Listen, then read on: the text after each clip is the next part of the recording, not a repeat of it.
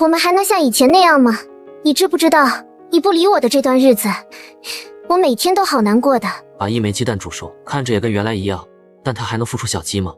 夏宁，其实某些时候看着你，我还是会心动。不过，我真的不打算喜欢你了。程实说完，扭头便走，夏宁却愣在那里。他理解不了程实最后这句的话藏着多大的决绝。他只是依稀有些感觉，某些东西就这么的从他指缝间溜走了。都7年了，你能不能别舔了？我根本不喜欢你。当姑娘牵着高富帅男友的手走向婚礼的殿堂，我知道长达7年的一厢情愿结束。有的人在18岁就死了，只是墨迹到36岁才葬。年轻企业家程实先生于今日凌晨去世，享年36岁。他25岁创立果实科技，30岁跻身福润百富榜，现已遵程先生遗嘱，将100亿资产全部捐献给贫困救助基金会。如果能够再来一次，程实你会过怎样的一生？我会怎么过？一道门突然出现在虚无的空间，仿佛这背后有着眼前一切的答案。程实没有犹豫，他义无反顾地推开那道光门。哈哈，我就说吧，程实一定会来的。哟，还抱着这么大一束玫瑰花呢，起码花了他半个月零花钱吧，真痴情。看他满头大汗的样子，怕不是一路跑过来的吧？真像条狗。把相去掉好吧，他本来就是下大班花的一条舔狗。程实，我不是故意戏弄你的，我跟他们玩真心话大冒险，运气不好输了。赌注就是把你叫过来跟我表白，你要不来，我就要喝1整瓶啤酒呢。你那么关心我的，肯定不希望我喝酒的吧？有时候为了证明自己的魅力，夏宁还会搞些在他看来无伤大雅的恶作剧。也就是说，老子这是重生了，回到了18岁第一次跟夏宁表白的那天，让老子直接在学校社死的那天。程实，你怎么不说话？我都跟你道歉了，你不会真生我的气吧？你大老远的把我叫过来，还让我买花，就是为了玩这狗屁的真心话大冒险。我选择捉弄你，而不是其他男生，你不该感到荣幸吗？程实，你居然敢用这种语气对我说话。程实笑了，原来抛开少年时代的滤镜，夏宁不过是个长得漂亮的下头女。夏宁，谢谢你，是你让我认识到，曾经的我就是个20死贴的憨皮。你站住！你要敢走出这个门，我删你的 QQ！ 哼！记得自己当年加上夏宁企鹅号后，高兴的一个鲤鱼打挺，床板都弄塌了，换了老妈一顿胖揍。夏宁，咱们就当从来没认识过吧。夏宁眼中逐渐泛起水雾。程实从来没有这么对过我的。呵呵，等着吧，最多不过3天，他就会死皮赖脸给你道歉的。夏宁想了想，觉得确实是这个道理，再次扬起下巴。哼，程实当着这么多人落我的面子，我才不会轻易原谅他。幺儿，这么晚了出去干嘛呢？满头大汗的。再次见到已经去世10多年的母亲，程实热泪盈眶，嘴巴张合说不出话来。妈，你这孩子今天怎么怪怪的？娃儿大了，莫管那么宽。齐齐莹，我不管，省得向我啰嗦。程建国，你不知道把烟灭了，莫当着我幺儿抽烟。程建国嘿嘿一笑，把烟掐灭。程实眼眶发红，再次见到已经过世的父母，这样简单的幸福，对前世功成名就的他来说却是奢望。哎，幺儿眼睛怎么那么红，在哭啊？遇到事了？没，妈，你能让老程把烟给戒了吗？那么大味儿，严重影响我复习。还影响复习？也没见你考多好吗？怕是一本线都选。莫说我幺儿，我幺儿高考起码上个985。爸，我回房间看书了。程实强忍泪水，怕自己当场哭出来，又引得父母担心，赶紧回到了自己的卧室。系统定一下，小可爱签得到。就算是没有系统，作为上一世的成功人士，重生本就是最大的福利。重来一次，程实不想给自己留下任何遗憾。要能直接考上川大就好了。他努力复盘了接下来自己的人生轨迹。高中3年，当舔狗高考失利，上了个末流2本。直到夏宁找了个高富帅男友后，幡然醒悟，选择了考研，从末流院校逆袭中流985川大，最终创业成功，一手打造了果实科技。距离高考只剩下不到40天，还985，高中知识我早就还给老师了，怕不是专科都难。拿起那本3高5模，一看之下，相应知识点却开始清晰浮现。我不仅重生了，同时也是2个灵魂的叠加。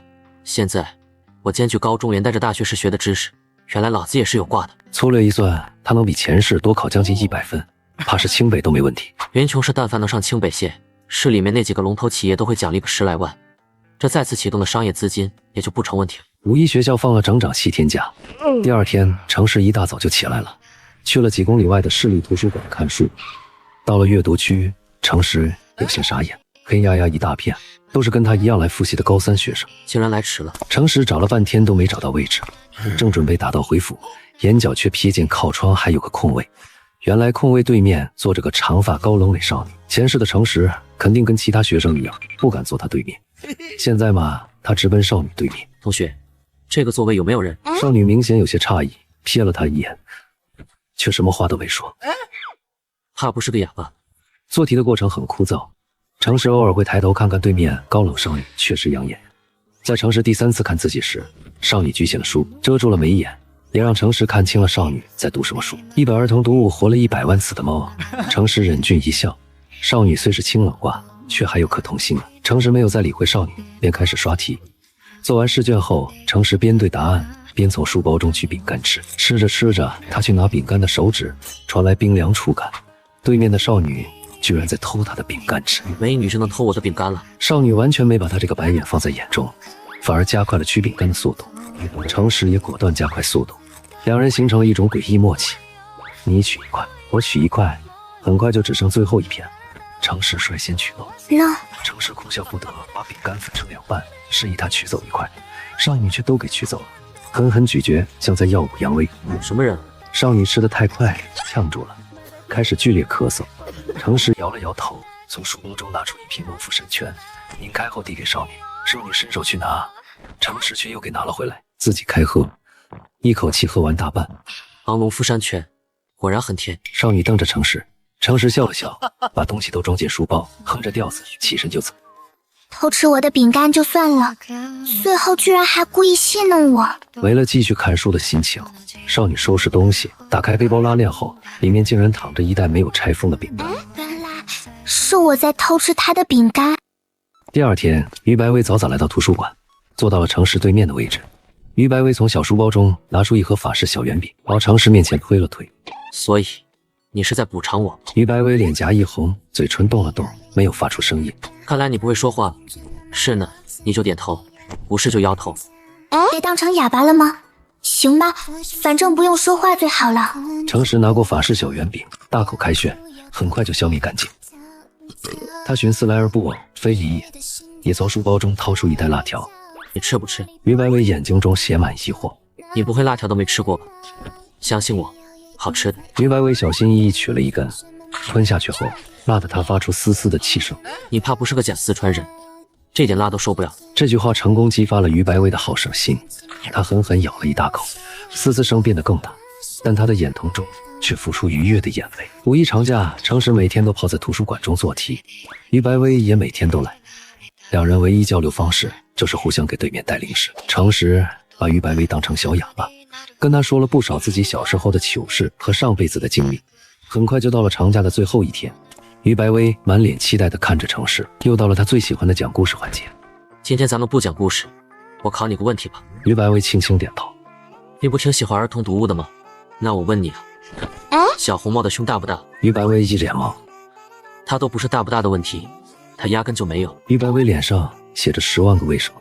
你再想想。于白薇先是一愣，反应过来后，脸颊以肉眼可见的速度泛红。绒毛，原来你不是哑巴。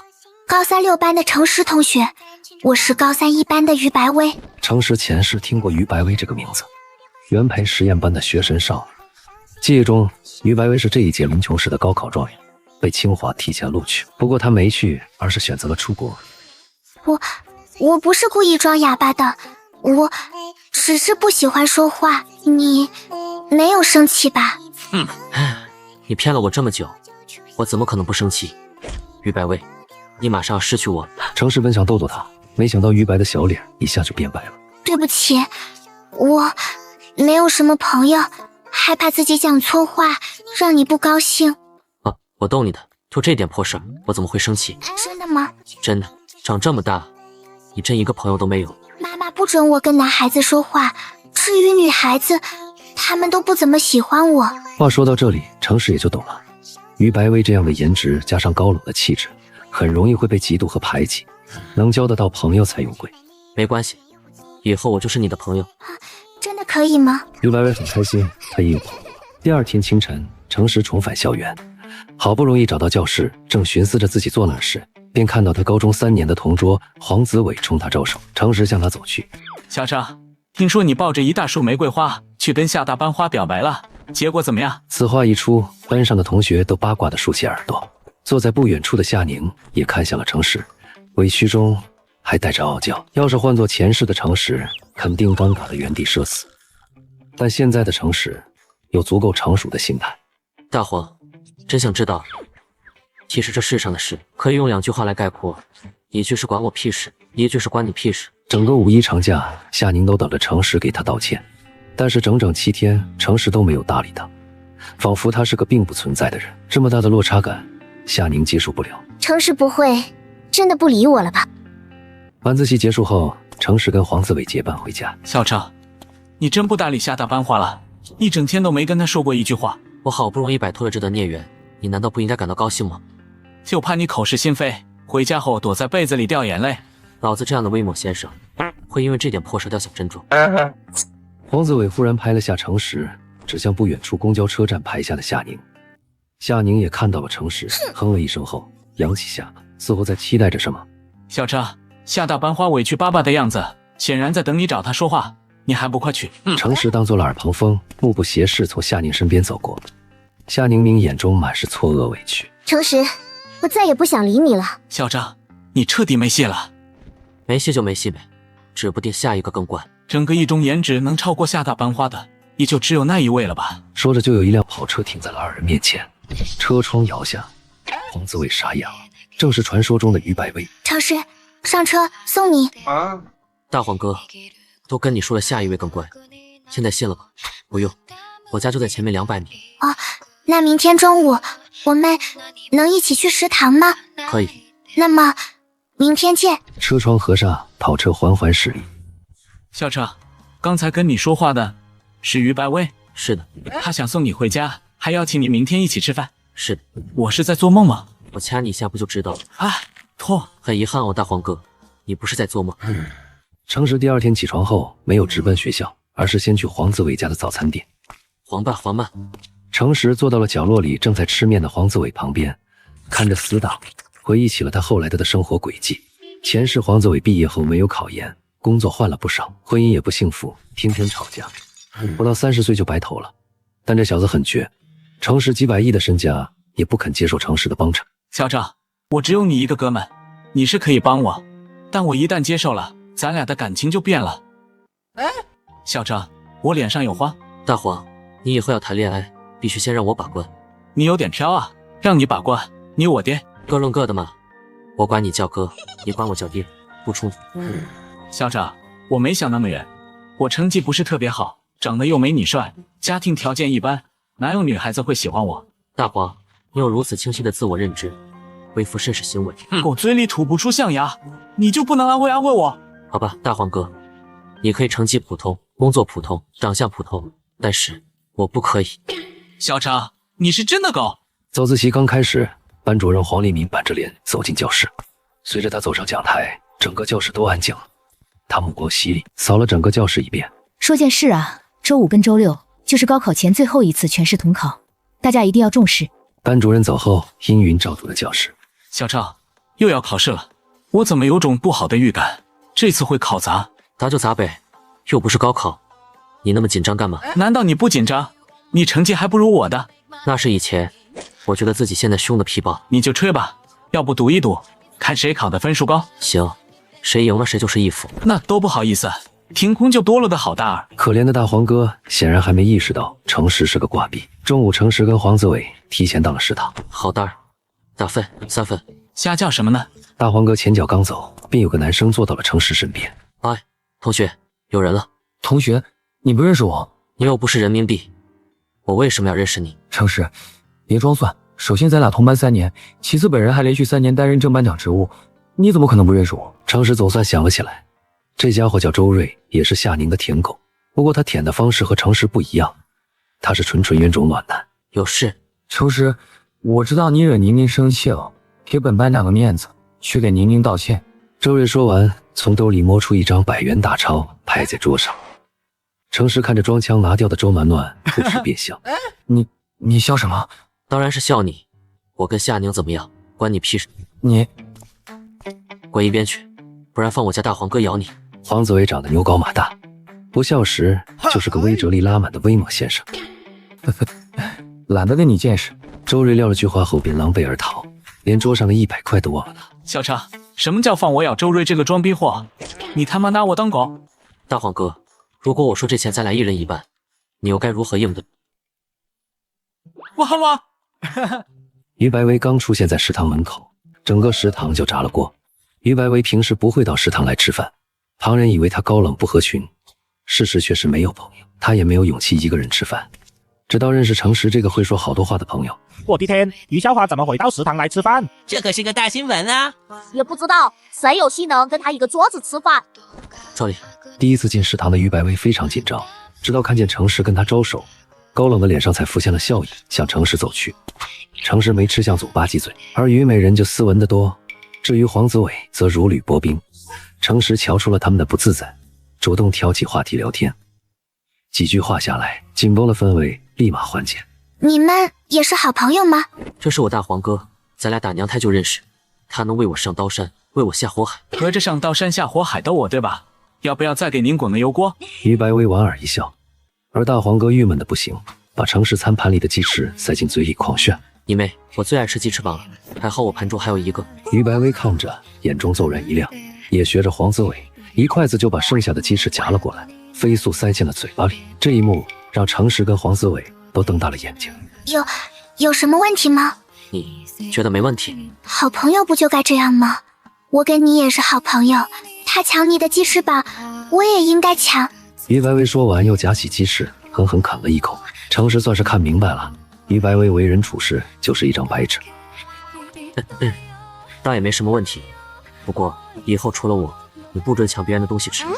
为什么？没有为什么，反正不准就是不准，要不然咱俩友谊的小船就翻了。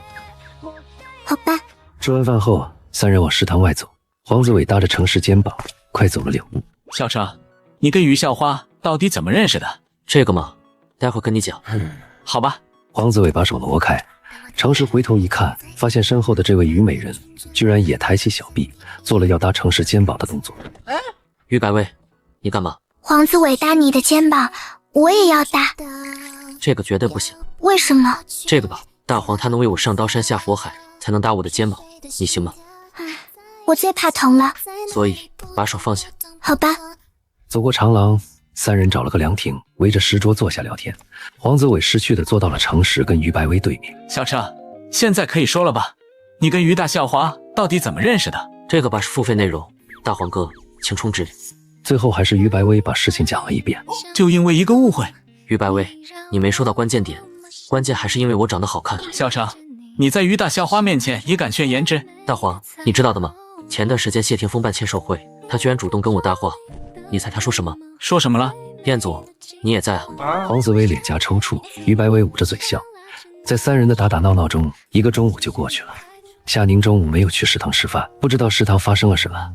不过她的好闺蜜尤文文知道，在她犹豫要不要告诉夏宁时，周瑞就凑了过来。妮妮，别生气啊，我刚才已经教训过程实了，差点把他吓哭。周瑞，你真去教训程实了？我就是批评了他几句，让他认识到自己的错误。我跟程实之间的事跟你有什么关系？你凭什么去批评他？宁宁，我是在关心你啊。哼，周瑞，我不需要你的关心，你越是这样，就越让我讨厌。周瑞给噎得什么话都说不出来，灰头土脸的回了自己座位。宁宁，其实你挺在意程实的吧？宁宁，其实你挺在意程实的吧？哪有？要真舍不得他，就主动跟他和好吧。不要！要夏宁主动去跟程实求和，他可拉不下脸。接下来几天，程实都会跟于白薇一起去食堂吃饭，也不知道拉了多少仇恨。你们说虞美人跟那个叫程实不会真在谈恋爱吧？大概率是这样啊！你们谁见虞美人笑过？她只对着程实笑就算了，还喂他东西吃。别说了，老子倒心碎了。几天下来，程实跟于白薇在谈恋爱的绯闻在学校传开了，甚至传到了于白薇的班主任的耳朵里。他去找了程实的班主任黄立敏，让黄立敏找程实谈话。周五晚自习时，黄黎明把程实叫到了办公室。王老师，您找我？程实，你最近几天学习挺努力的，但你进校成绩可是能上985的，奈何前面3年心思都没放在学习上，搞得现在不上不下的。王老师，我这不都幡然醒悟了吗？我高考搞个大的，也得您疼疼脸。给我长脸都是次要的，关键是要对得起自己。程实，我最近怎么听到了些传闻，关于你跟一班尖子生于白薇的？黄老师，我跟于白薇只是单纯的朋友关系啊。这个我倒是信，于白薇眼睛又没瞎，但我还是得敲打敲打你。程实，你是个聪明的孩子，知道什么意思吧？黄老师，你放心吧，我知道该怎么做。那你说说。黄老师，我会警告于白薇的，我们还是高中生，应该把所有心思都放在学习上，万万不能沉迷在我的美色，影响了高考。黄黎敏越听越不对劲，最后表情变成了哭笑不得。行了，别在我面前插科打诨了。明后天的3侦考试要成绩下滑严重，甭管你是不是在谈恋爱，我都要把你妈叫来谈谈。黄老师，您都这么说了，那我摊牌了。其实我也是清北高位的选手。去，你能稳上1本线，我这关就算过了。说完，黄黎明摆了摆手，让程实滚去上晚自习。第二天就是高考前的最后一次摸底考试了。在去考场路上，程实拍了拍越走越紧张的黄子伟。大黄哥，好好考啊，争取考个好成绩，高考时也能多点信心。小少，你总算说句人话了。我是怕你差我太远，道心崩坏。切，你什么段位我不清楚，考试4、9次都落我后面，好吧？程实笑了笑，没有再说什么，而是调整好心情，准备迎接自己重生后第一次考试。上午考完试后，程实带着黄子伟来到了校外餐馆，没想到夏宁、刘文文和周瑞也在。夏宁看到程实后，立马撇过头，冷哼一声：“明明是你把我的尊严当成炫耀的资本，怎么老子不搭理你了，你还委屈上了？”程实，你跟宁宁到底怎么回事？刘文文，我不是说得很清楚了吗？就当跟他没认识过。是因为宁宁捉弄了你，可你也不想想，宁宁为什么选择捉弄你，而不是其他人？说明宁宁还是在乎你的。等上了大学，你未必没有机会。按你这么说，我是不是还得说声荣幸？我不是。得了吧，你就是。对。程实，你这么跟女孩子说话，有没有一点绅士风度？走吧，不吃了。夏宁看了程实一眼后，便头也不回，往外面走去。周瑞连忙追了出去。以后你俩的事，我反正是不管了。刘文文说完，赶紧追上夏宁，看到了他眼中的泪光。宁宁，你还真哭了？难道你真的喜欢程实？宁宁，你还真哭了？难道你真的喜欢程实？怎么可能？他哭可不是因为后悔，而是委屈。他已经道歉了呀，还要他怎么样吗？文文，程实就是故意气我。宁宁，程实绝对是装的。真的吗？肯定的，他就是找不到台阶下，才假装冷漠。等着吧，以后有他后悔的。哼，他就是后悔了，我也不会再理他。程实算个什么东西？凭什么这么对你啊？你又不是没有追求者。对，宁宁，你不还有我吗？夏宁冷冷瞥了他一眼，话都懒得说。周瑞只得尴尬地摸了摸后脑勺。小常，我没看错吧？刚才夏大班花离开时好像哭了。哭就哭呗，跟我有什么关系？呵，他是因为在乎你才哭的。现在你只要稍微顺着他点，你们就有戏了。我的大黄哥，你觉得他是为我哭的？难道不是？当然不是，他从始至终爱的只是自己。我现在要是回头去找他，他或许会给我几天好脸，但是等我真的对他上心了，他又会开始各种做。不至于吧？我看他刚才真哭得挺伤心的。得了，这个话题。下午的数学和第二天的理综、英语、程实都发挥得不错，黄子伟也自觉发挥完美，嚷嚷着让程实准备好交衣服。程实笑而不语。小常，明天周末要不要一起去爬山？我明天有安排。程实回到家后，从卧室的抽屉中拿出手机，虞美人的头像在不停闪动。因为班主任的敲打，他跟于白薇只能暂且在学校不见面。回家后用 QQ 聊天。程实，我到家了，你在干嘛呢？10分钟了，你怎么还不回消息？好无聊，好无聊，快理我，快理我！你到底干什么去了？天边有朵火烧月，好可爱的，越看越像你的脸。程实，我真的好想跟你说话呀！妈妈叫我吃饭，看到信息记得回。刚到家才看到信息，结果只过了10多秒，于白薇就回了2个笑脸。你怎么回得这么快？除了吃饭，我一直在刷新 QQ。你是猪变的吗？我没回你，肯定是还没到家吗？我怕你发消息后，我没有立刻回你，你会不开心。第二天一大早，程实就骑着自行车来到了于白薇家的富人区别墅。我已经到了。于白薇很快就出了门。程实先骑上了自行车，示意于白薇坐到后面。于白薇没有坐过自行车，一上车就抓紧了程实的衣角，脸色发白。坐好了没？早起。程实缓慢加速，技术非常稳。于白薇渐渐也就不怕了，开心的眯起了眼睛。两人一路走走停停，不时停下来拍照。逛到中午，两人都有些饿了。于白薇下车去步行街买了2个煎饼果子过来，递给程实1个，程实2口就给干掉了。而于白薇只吃了1小半。于白薇走在程实前面，转过身来，把自己的煎饼果子往程实嘴里送。这么近的距离，程实眼睛不由发直。于白薇突然叫了一声：“程实，你发什么愣？开路啊！”蹬着自行车的程实连人带车撞上一个小摊。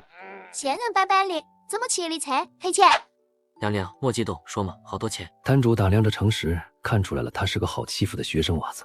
500。程实懵了，摊位被他撞得也不严重，真是损失，怕是50都没有。娘娘，你看我像是有500的样子呢。摊主不依不饶，拽住程实的衣角就开始扑。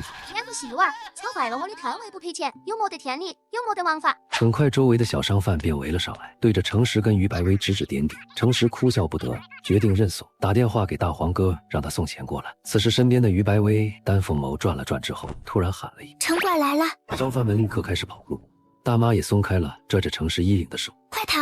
于白薇拽着程实就开跑。丹凤眸转了转之后，突然喊了一：“城管来了！”商贩们立刻开始跑路，大妈也松开了拽着程实衣领的手，快逃！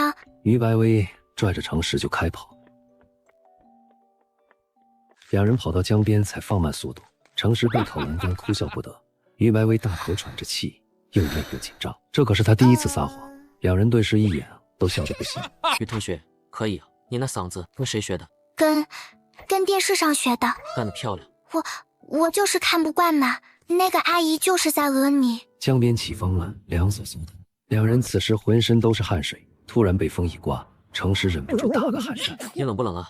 要不咱打个车回去啊？不嘛，才刚出来呢，我都还没玩够。可是我倒无所谓，把你冻感冒了怎么办？我又不冷，有你在的地方，风吹过来是暖的。两人不敢再去步行街那边了。程实想了想后，给了于白薇2个选择，要么就去逛游乐场，要么就去电玩城。于白薇果断选择了一次都没去过的电玩城。两人到了电玩城，程实从头开始教于白薇打电动，他很快就玩得有模有样。而且程实发现于白薇对格斗游戏非常有感觉，这或许跟他作为学神的好胜心有关。第一次玩拳皇90系，他只用3个币就通关了。程实，我们一起玩。这是格斗游戏，怎么一起玩？除非我们互相打。那就互相打。你才学多久？怎么可能打得过我？试一试嘛。既然你诚心找虐，那我就成全你吧。于白薇毕竟刚接触电玩，不可能打得过程实这个拳皇王。连续输了10把后，于白薇终于绷不住了，委屈的眼中泛起了水。程实这才意识到自己有点过火。生气了？没有。我应该让你2把的。不要你让。那走了。两人一前一后出了电玩城，一路上两人都没有说话。到了地方，先后下车。回去吧。于白薇站在那里没动。怎么了？程实，我刚才是有些生气，不过我现在已经不气了。今天我很开心，谢谢你带我玩。安了，回去吧。程实回到家中后，发现餐桌上摆着3菜1汤，袁女士和老程一直等着他回来一起吃饭。爸妈，一整天不见人，也不知道跑哪儿疯去了，快去洗手吃饭。遵命。程实坐到了餐桌上，一家3口边吃饭边聊天，氛围温馨。程实，你赛阵考得怎么样？问啥子嘛问？考都考完了再说。你要是啥子水平，你不晓得吗？袁女士狠狠瞪了老程一眼，却也没有再追问程实。妈，我感觉发挥还可以，大概比2针好一点点。袁女士跟老程听了都舒了口气，比2针好一点，那一本线应该是稳了的。程实笑而不语，想着等他们看到他成绩后会是什么表情。周一第1节课，班主任黄丽敏满脸严肃地走进教室，全班同学立马绷紧，毕竟今天就会出3针成绩。程实倒是不紧张，因为他估摸着自己能进年级前10，对比他平时这个成绩可是个天大飞跃。先说说这次考试，个别同学考出了比平时优秀许多的成绩，好的我都不敢相信。不过也有个别同学发挥不是一般的差，我也不指名道姓了。待会儿成绩公布后，大家自己对号入座。班主任先从语文试卷开始，按照分数从高到低排列，依次上台领试卷。周瑞131，刘文伟121，夏宁118，黄子伟114，程实101。知道自己语文考了班级第1，周瑞立马抬头挺胸，挑衅地瞥了程实一眼。小郑，你也不行啊！程实感受到了周瑞的鄙夷眼神，也看清楚大黄哥的白眼，不由乐呵。语文这个科目基本不存在爆种可能。语文试卷发放完毕后，开始分发数学试卷。孙茜133，黄子伟123，夏宁114，刘文文109，周瑞104。连孙茜都只考了131，看来这次数学真的很难啊。程实150。念到程实的名字，黄丽敏抬头看了程实一眼，班上同学都忍不住倒吸凉气。程实居然考了满分，班上同学都忍不住倒吸凉气。程实居然考了满分，尤其周瑞眼珠子都快蹦出来。黄子伟也吓到了，他这次多半是考不过程实了。相信大家也都看得到，程实同学这段时间学习非常刻苦，数学考出了全校唯一的满分。掌声雷动，不少人都看向程实，眼中满是羡慕和钦佩。夏宁也在看程实，眼神颇为浮躁。他本以为程实的刻苦学习都是装给他看的，结果人家数学考了满分，导致程实不搭理他以后，夏宁心态受到影响，数学少考了10分。数学试卷发完后，轮到李宗。孙茜276，程实274，夏宁251，黄子伟248，周瑞187。班上同学都不由议论起来。程实的李宗考得非常好，比他平时多考了将近20分。学霸孙茜心里也不是滋味。叫程实英语比我多考6分以上，那岂不是说他才是班上的第1名？应该不至于，程实的英语是不如我的。连学霸孙茜都感觉到了压力。黄子伟跟周瑞就更不用说了，黄子伟已经放弃了，准备叫程实义父了。至于周瑞完全绝望，他比程实差了100多分。究其原因是程实不搭理夏宁后，夏宁把火气撒在了他身上，搞得周瑞患得患失。最后是英语，刘文文137，夏宁135，程实133。随着黄丽敏念出程实的英语成绩，班上先是静默，几秒后灯燃炸，所有人都看向程实，眼中满是震惊和诧异。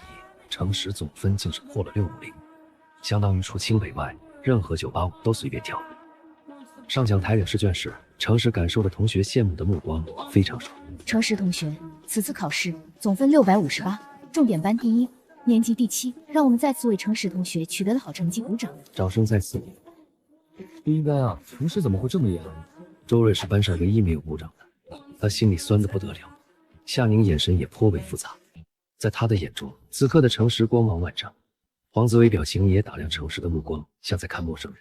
大黄哥，你这啥眼神？小张，你居然考了650？纠正一下，是658。是挺算，小张，你这分真牛逼。有心仪的学校没？我看浙大就不错，复旦也还行。什么浙大复旦？大黄哥，格局小。怎么的？你还想考清北？老是没想过去清北，咱们川娃子吃不惯北方的饮食。不过嘛，我的目标是做那个清北也得不到的男人。虽然程实距离清北县还差了10来分，但是在已经知道高考作文题目的情况下，他还能再提个20分，清北还真能去。但程实名为鸡头不为凤羽，他去了清北也是学渣级别，但要去了川大，那可就是香饽，方便他借助学校的资源来创业。程实，到我办公室来一趟。其他同学下课。班主任发完试卷没多久，下课铃声响，程实在班上同学注目礼中跟在了黄丽敏后。程实，你进步这么大，有什么特别的学习方法吗？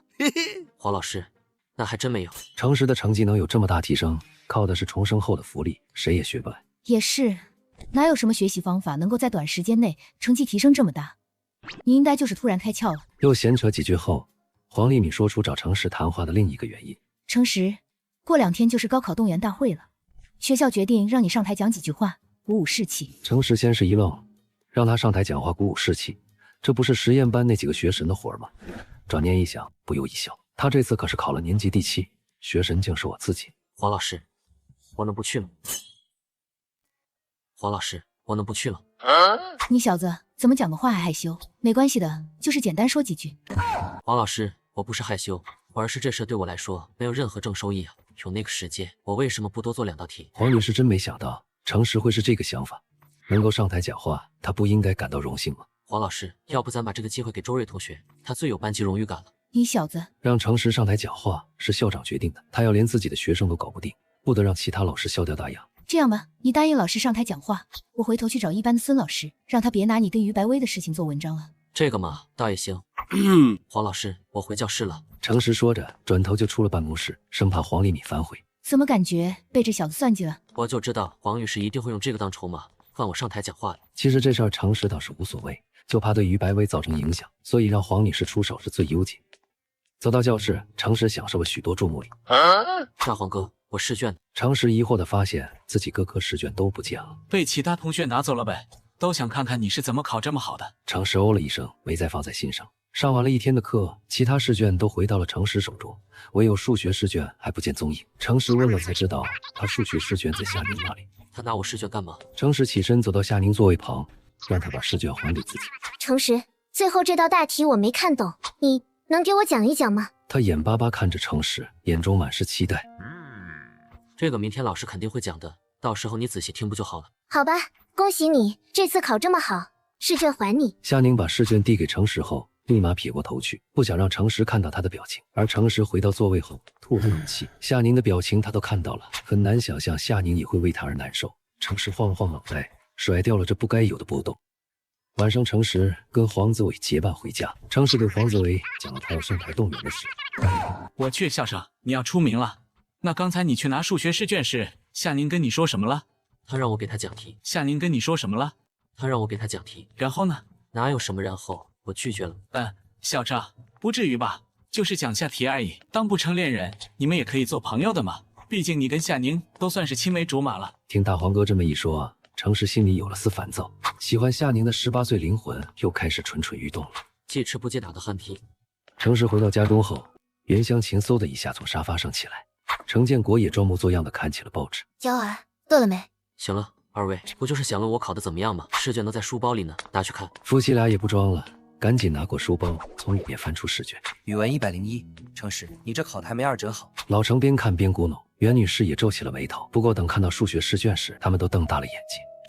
数学满分，我没看错吧？袁女士果断掐了老程一下，疼得老程不住的龇牙咧嘴，发出嘶嘶的声音。不是做梦啊！你数学真考了满分。程实笑了笑，没有说话。他们继续看程实的试卷，表情很快从难以置信到勉强接受，再到激动满眼。658分啊！我的天，瑶儿你考这么好。老公，去年北大在四川调档线是多少？好像是656。瑶儿，你能上北大了？这是咱老程家祖坟冒青烟了。这一幕把程实搞得哭笑不得，开始给夫妻俩泼冷水。爸妈，首先呢，这次考试难度偏低，所以我概是上不了清北的。其次呢，即便侥幸能上，也得接受专业调剂。听程实这么一分析，夫妻俩总算冷静了下来，却还是掩不住的嘚瑟，连着给亲朋好友打了好几个电话炫耀。时间很快来到了最后一次动员了，学生代表宣誓完，本来就该解散了，年级主任却又上来。本次考试，高3 6班的程实同学发挥得非常好，下面我们有请他上台分享一下学习经验。主任说完，带头开始鼓掌。回应的学生寥寥无几。现在太阳正大，又占用了休息时间，同学们都很烦躁，根本没人想听他说什么。诡异的安静中，只有于白薇用力鼓起了掌。程实快步走向主席台，拿起话筒，淡淡开口：“大家好，我是高3 6班的程实。”程实快步走向主席台，拿起话筒，淡淡开口：“大家好，我是高3 6班的程实。”程实的发言基本都是些套话，除于白薇外，其他学生都听得烦躁。但校长陶勇却听得津津有味，他看着程实脱稿发言，还能如此抽耳大气，十分欣赏。钱主任，咱们学校省3好学生的名单确定了没？校长，确定了，总共3个。钱主任把名单报了一遍。周瑞，把这个学生划掉吧，改成程实。此时的程实还不知道，他上了省3好学生名单。现在高考有了整整10分的优势，而且取代的还是周瑞。黄女士也没食言，等程实下台后，黄丽敏就到了一班的班主任孙梅边上。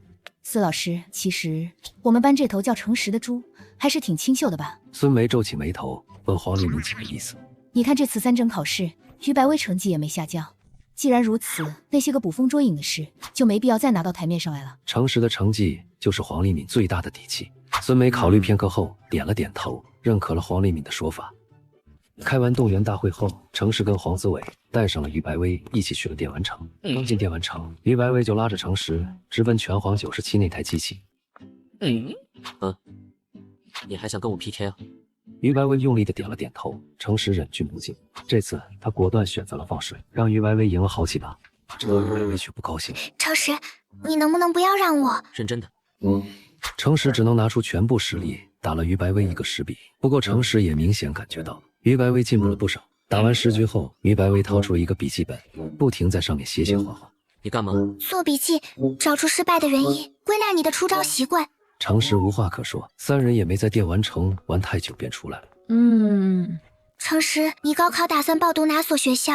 临分别时，于白薇冷不丁地问了程实一句话。我吗？大概率是川大的经济学院吧。你呢？清北还是出国？前世于白薇考了全省第8后，选择了出国。而前世的他对于白薇仅仅只乎于听说过。妈妈想让我去帝国理工，但是于白薇沉吟了一会儿，却什么都没说。此时一辆计程车刚好驶来，程实抬手替他拦下，目送他上车后，轻轻吐了口浊气。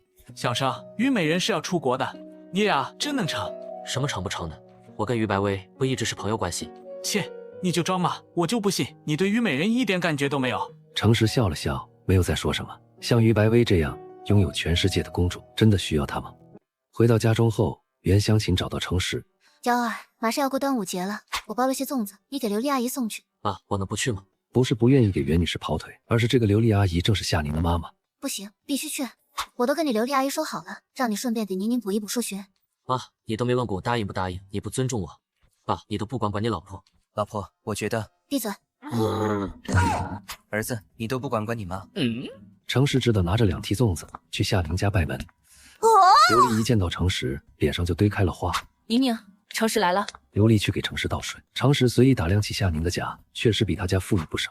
夏宁很快从卧室出来了，她穿着睡衣，头发微乱，多了几分少女的可爱，不过脸上更多的还是傲娇。小程，那你跟宁宁讲题吧，阿姨出去买点菜啊，待会儿就在阿姨这吃晚饭。琉璃说完就出门去了。客厅中就只剩下程实跟夏宁。夏宁看着程实也不说话，表情带着委屈。我妈答应了刘阿姨，让我来给你讲下数学。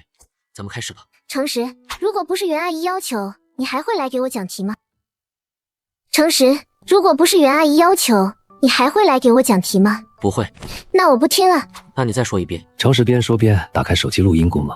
干嘛？保留证据啊，免得回家了我妈说我。夏宁快气疯了，逆反心理一下子就拉满了。那我改主意了，你讲吧，我好多东西都不懂，3天3夜都讲不完。看着气鼓鼓的夏宁，程实哭笑不得。他整理一下思路后，麻溜开讲。而且他了解夏宁，知道他的短板在哪里，因材施教。夏宁听着听着，有种醍醐灌顶的感觉。原来他这么了解和关心我。夏宁看着程实认真的侧脸，不由失神。他第一次觉得程实讲题的样子有些迷人。程实边讲边帮他归纳和总结，花了差不多2个小时。琉璃这边早就买完菜回来了，没敢打扰他们学习。但是从他的视角来看，这2人青梅竹马，还真是有些般配。差不多就是这些，其他的就只能靠你自己了，最终还是要落到刷题上。程实起身伸了个懒腰，便往门口走。阿姨，我回去了。小程，不在阿姨家吃晚饭啊？饭马上就好了。阿姨，这次就算了，今晚我约了朋友。结果程实才刚下楼，就听到一阵噔噔的脚步，回头过去，夏宁气喘吁吁地跟在他身后。你下来干嘛？程实，那一天确实是我错了，我不该作弄你的。你追下楼来，就为了说这个？其实我早就没放在心上啊。对于夏宁，程实已经释怀，过去的就该让他过去。那我们还能像以前那样吗？你知不知道，你不理我的这段日子，我每天都好难过的。把一枚鸡蛋煮熟，看着也跟原来一样，但它还能孵出小鸡吗？夏宁，其实某些时候看着你，我还是会心动。不过，我真的不打算喜欢你了。程实说完扭头便走，夏宁却愣在那里。他理解不了程实最后这句的话藏着多大的决绝，他只是依稀有些感觉，某些东西就这么的从他指缝间溜走了。最后夏宁是哭着回家的，刘丽看到后连忙走到女儿身边。宁宁，怎么了？妈妈，程实他不理我了。宁宁，到底怎么回事？夏宁啜泣着把事情原委跟刘丽讲了一遍。刘丽听完眉宇严肃。宁宁，你先别哭，妈妈问你，你觉得自己做的对吗？妈，我知道错了呀，我已经跟程实道歉了，可他还是不打算理我呀。我的傻女儿，你是被爸爸妈妈呵护的太好了呀，没有学会真正的尊重别人。你当着那么多人戏弄程实，对他来说有多难看？你有你的面子，难道程实就没有吗？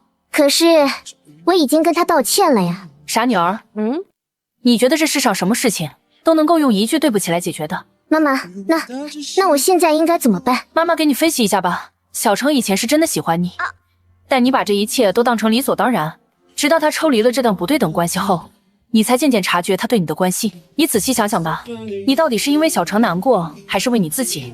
你要不是真的改变了，他是不会回头的。听完妈妈的分析，夏宁她默默做出决定，她要试着挽回跟程石的关系。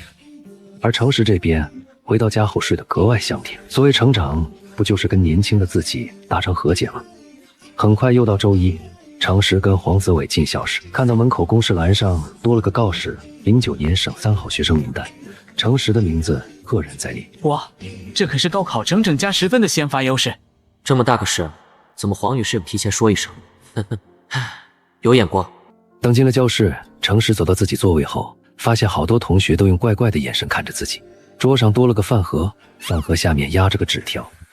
程石，我妈妈做的，我们家吃不完，叫我给你拿一点。一看就知道这是夏宁的字，也难怪班上同学眼神会那么怪。以前都是他屁颠屁颠的给夏宁带早餐，现在倒反天罡吗？程石摇了摇头，果断起身，拿着饭盒在全班注目礼中到了夏宁面前。夏同学，谢谢你的好意，不过我已经吃过早餐了。程石放下饭盒就走，全班一片哗然。夏宁看着程石撂下的饭盒，先是一愣，接着眼眶很快泛红，看得周瑞咬牙切齿。周瑞用力拍了下课桌，怒气冲冲走到程石面前。程石，你什么意思啊？夏宁同学好心给你买早餐，你为什么不吃？本班长命令你立马去给夏同学道歉。程石站都懒得站起来，打量小丑般看着周瑞。我说周大班长嘴长在我身上，我吃不吃关你屁事？你是狗拿耗子还是黄猫吃屎？你粗鄙！夏同学哭了，我作为班长难道不该管？程石笑了，班上其他同学也对着周瑞发出了嘲讽的笑声。周瑞彻底绷不住了，就是开始裸秀，一副要揍程石的架势。黄泽伟眉梢一挑，就要站起来干这个家伙。程石赶紧拉住了黄泽伟。大黄哥犯不着，他不敢的。周瑞、程石，你俩干什么？教室门口冷不丁传来班主任的声音。他走进教室后，很快弄清楚事情大概，准备各打50大板。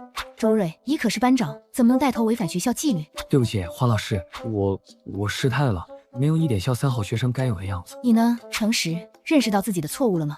黄老师，这事儿跟我有什么关系？是周大班长鲁秀子要打我，你要晚来一会儿，我怕都进 ICU 了。程石，你少跟我贫嘴，你还狗拿耗子，黄猫吃屎，也没见你语文考多好啊。黄老师，我也有不对的地方，不该说脏话的。我可是省3好学生，怎么能跟周瑞同学计较？程石，你吹牛的吧？你怎么可能是省3好学生？班上同学也在议论，有几个进校时看过公示栏的，给程石作证了。周瑞听着完全傻眼。程石，陶校长看好你，才把你放在了省3好学生的名单里，你怎么能拿来炫耀？黄老师，我跟周大班长学的。周瑞脸颊剧烈抽搐，恨不得找个地缝钻进去。行了，这个事情到此为止，你俩把心思都给我放在高考上，要再敢有别的苗头，别怪我叫家长了。黄立敏说完后便离开了教室，而周瑞回到自己座位后，嫉妒的面目全非。没道理啊，明明他这次有很大希望入选省3好学生了。于是下早自习后，周瑞就去找了钱主任，结果却被一顿狠批。周瑞，你3诊下滑了50-60分，别说211了，怕是一本线都选。这3年你确实帮了老师不少忙，可省3好学生更注重的是成绩。周瑞还能说什么？只得灰头土脸的回了教室。他刚走到座位，还又遭遇了夏宁的暴击。周瑞，我跟程石之间跟你有什么关系？用不着你多管闲事。夏大班花的话好似一击惊雷，劈在了周瑞身上。在上化学课的时候，周瑞实在没忍住，一拳砸在了课桌上。周瑞，你砸什么桌子？对老师有意见？老师，这道化学方程式太难了，我配不平啊！全班哄堂大笑。周大班长这哪是配不平啊？他是不配才对吧？倒是把化学老师搞得摸不着头脑。时间很快到了5月底，高3也进入到了最后的复习阶段。第一节化学课做完试卷后，化学老师又让大家互相批改。程石竟是拿到了夏宁的试卷，他很快就改完了，91分已经是夏宁的极限了。让程石没想到的是，班上的吴山拿到他的试卷后，竟是兴奋地发出了鹅叫。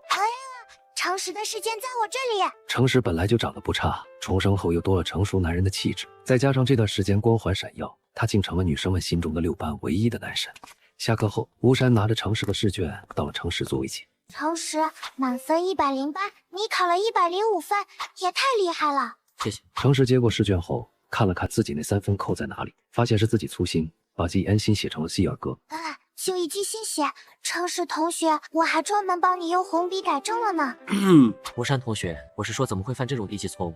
合着我的心被你给偷走了？程石，你说什么呢？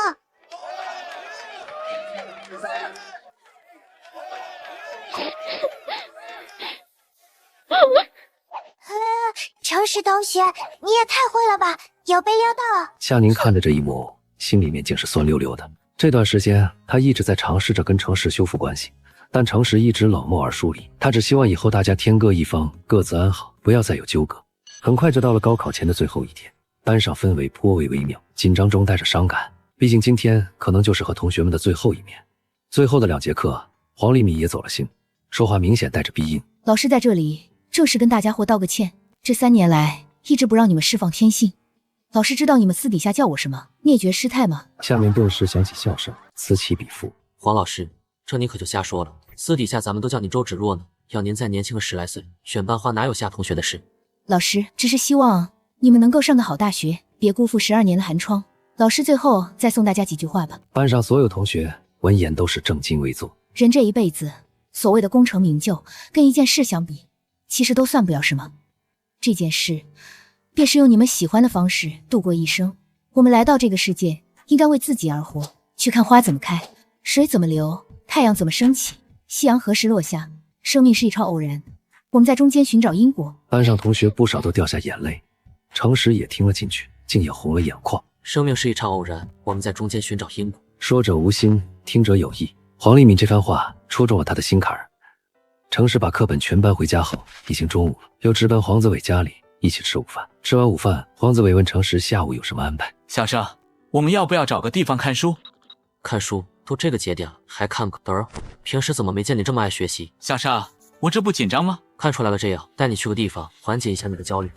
到了你就知道。程石正准备带黄子伟出发，就收到了于白薇发给他的短信。你下午有什么安排吗？能不能带着我一起玩？难道于白薇也考前焦虑？不应该啊，他家里不是早安排好让他出国的吗？我正准备带大黄哥出门逛一逛，你要去的话就一起。我来找你。程石把地址发给了于白薇，接着便到车站等他。此时的程石心里有些矛盾，这段时间他已经对于白薇有了好感，不过于美人要出国留学，以后就天各一方，属实没有更进一步的必要，除非于白薇可以不出国。大概20分钟后，于白薇打车过来了，3人上了公交车。程石说出此行目的地是萧一座古庙。下了公交车，看着面前的千年古刹，黄子伟有些哭笑不得。小生，搞半天你是带我来拜佛，这不是封建迷信吗？什么迷信不迷信的，心诚则灵。而且你看，来临时抱佛脚的也不止咱们。黄子伟瞅了瞅，发现来这里的学生还真挺多的，于是3人从山脚到山顶，一路蜿蜒而上。等到了寺庙山门处，于白薇停在了一个卖同心锁的摊位，木桌上摆着上百把锁。程石，这些锁是拿来干嘛的？还可以刻名字？把名字刻上去呢，一语有意，牢不可破，情比金坚。这样啊。小程，渴死了，咱们先去买点水，再去烧香吧。那你去买水，我去买香烛。分配好任务后，程石叫于白薇就在这里等他，不要到处乱跑。等他跟黄子伟回来时，发现那个摊位所有的锁都不见了，摊主也不见身影。摊主呢？我也不知道呢。程石也没当回事儿，3人开始上香。等3人再出现在庙门，已是下午。走吧，下山了。小程，你快看！黄子伟突然指了指庙门口挂同心锁的那棵桂花树。程石走过去一看，不由愣住，树上挂着的上百把锁都刻着鱼字跟橙字。你刚才把那些锁都给买了？程石，这样的话，我们一辈子都会是好朋友了吧？程石，这样的话，我们一辈子都会是好朋友了吧？是的，一辈子都是。程石以为于白薇是生来就拥有一切的公主，其实对公主来说，她真的就只有她。考前这2天，老程跟袁女士都请了假，换着花样的给程石做好吃的。高考当天，在发放完语文试卷后，程石第一时间就翻到了作文题目，发现跟自己记忆一模一样。程石飞速进入状态，等他洋洋洒洒写完了作文，程石直接起身交卷。整个考场就他提前交卷，到了校门口就被报社记者们堵着了。同学，你能不能评价一下试卷难度呢？整体感觉此次语文试卷还是有些简单了。哎呦我的妈！我希望命题组的老师们明年能出得更难点。为什么？明年我又不考了，当然越难越好。我是我同学，他能做的人吗？要不多装逼点。下午的数学，程石没能再提前交卷。做到最后一道大题时，程石被卡住了，不免有些焦躁。要是数学没考好，他没超过清北调档线，那启动资金不就没了？好吧，那就别逼我不讲规矩了。程实果断选择了用高数暴力破解。虽然考纲规定不能用高数解答，但他可以先得到正确答案，再从结果反推过程，这样可能会扣个几分，但总比1分拿不到的好。程实卡着点，总算在铃声打响前答完了。程实有些遗憾，这次数学肯定是考不到满分了。不过第二天上午考理综，下午考英语，程实自诩发挥都非常不错。考试结束的铃声打响，程实吐了口浊气。高考这个主线任务终于结束，属于他的第2次人生却才刚刚开始。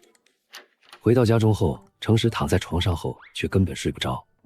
他在心里盘算着，高考成绩超过清北调档线的奖励该用在该何处。这笔钱应该拿来炒股，凭着记忆中那几只大涨的股票，搞个100来万问题。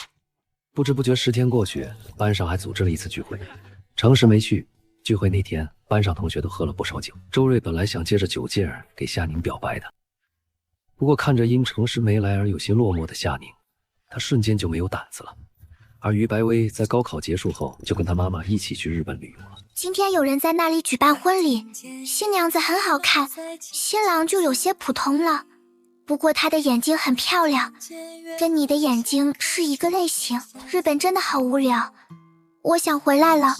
可是妈妈不让。14号跟15号整整2天，于白薇的 QQ 都没有再上线。直到16号晚上，于白薇的头像终于闪动，程实点开一条简短消息：程实在不在？在的。跟妈妈吵架了。第一次跟妈妈吵架，妈妈不开心，我也不开心。是因为什么呢？我不是很想说。程实皱起眉头。他有种感觉，这次吵架或许跟他有关。思考片刻后，他回了一大段文字。那就不说了，每个人都该有自己的小秘密，你只需要知道我们是好朋友，不管你开心还是难过，想跟我分享的时候，我都在的。程实，你会一直在吗？当然，我永远都在。于白薇看着程实最后回复的这句话，目光变得坚定。他转头看向妈妈。妈妈，我再说一遍，我不想去帝国理工，我要在国内上学。薇薇妈妈再说一遍，不行就是不行。妈妈，你说，如果爸爸在的话，他一定会同意的。你为什么要听爸爸？因为爸爸就是这样被你逼走的。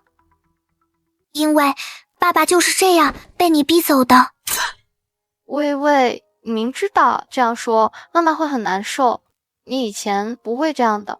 妈妈，以前是我让着你，这一次我不想让你了。看着坚定的于白薇，女子陷入了沉默。